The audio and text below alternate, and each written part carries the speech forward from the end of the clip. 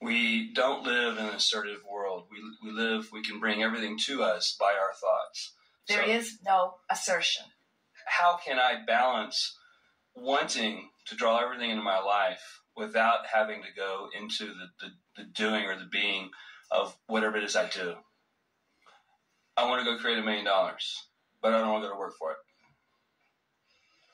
Well, your statement is really telling and really important, because what you're saying is, I want $1 million, and I believe that there are ways to get $1 million that I don't want to do. So what you're doing is saying, I want this, but I don't want this. And that's not a very powerful state of being, because you're setting contradiction up right away. So you soften that by saying, I want $1 million, and I want to find a way that is compatible with me to receive it. Okay. Now, there's less resistance in that. You say, I want $1 million, and I know that there are a lot of people who have $1 million who got it in a way that would not be uncomfortable to me. But when you say, I want $1 million, but there's no one I'm going to inherit it from, or I want $1 million, but nobody that I know is going to die and leave it to me. In other words, you've got to stop the contradiction. When you talk about what you want and why you want it, there's usually less resistance within you than when you talk about what you want and how you're going to get it. Because when you pose questions that you don't have answers for, like how, where, when, who, then it sets up a contradiction vibration within you that slows everything down. Okay.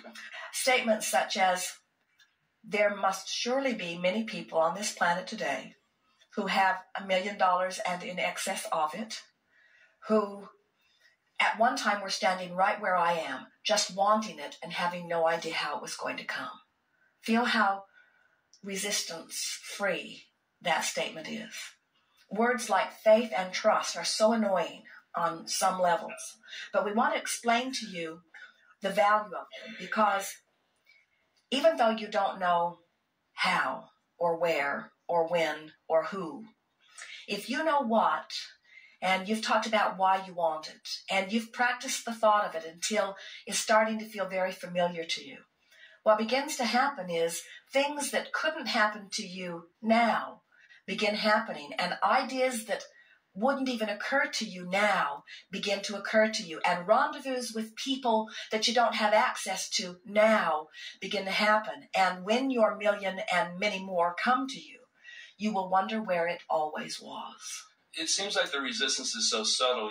It's like it's somewhere in the background of the drama you don't even recognize. We wouldn't call it subtle. Well, maybe that's a good word for it, but we would use a more blunt word. And that is, I've practiced contradictory thoughts so long that they feel natural. And so when you start imagining having $1 million, and we're going to play here with you for just a little bit, but when you start imagining what that means, and we don't want you to just get $1 million and stop. You're going to want $1 million always at your disposal. You're going to want to spend that and have another on its heels, because we promise you, once you get used to millions of dollars moving through your experience, $1 million won't last you very long, because you begin to live in a way and your property taxes go way up. So what is it that we are wanting you to trust in?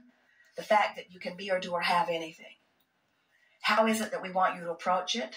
Slowly and gently. We want you to be happy with where you are. You have to make peace with where you are. So you can't say, oh, my life is miserable and I have to do all of these things I don't want to do. And boy, if I had $1 million, then I wouldn't do any of these things. Because can you feel how jumbled the energy is? What you're saying is, universe, I'm miserable and unhappy where I stand. Please give me something that will make it better. And the universe says, sorry, we can only give you more things that will make you miserable, because that's the vibe you're offering.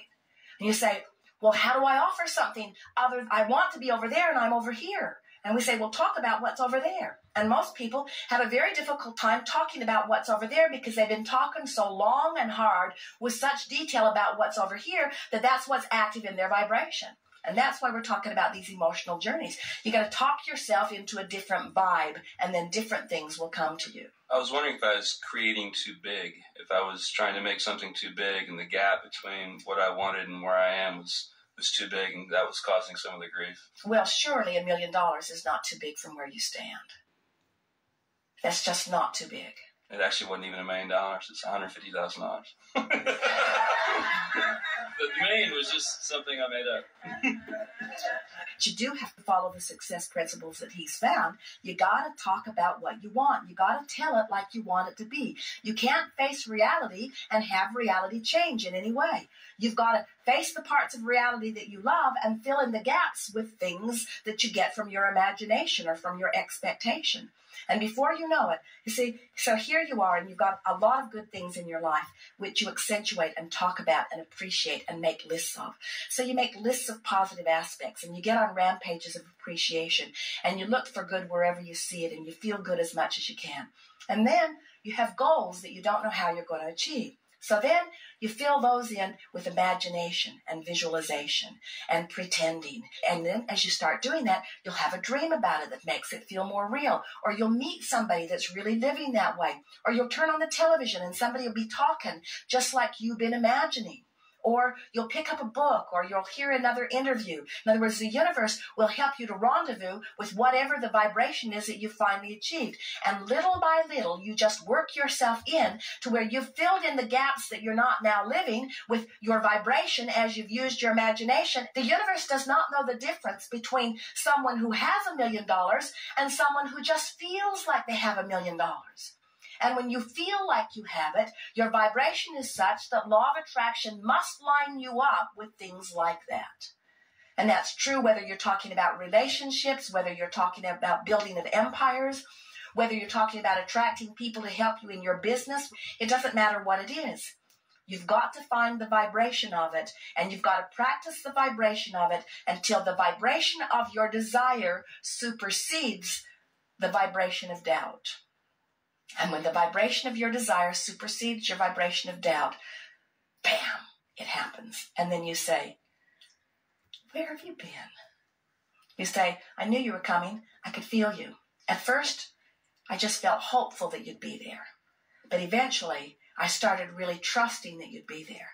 And then, not very long ago, I knew you'd be there, and there you are.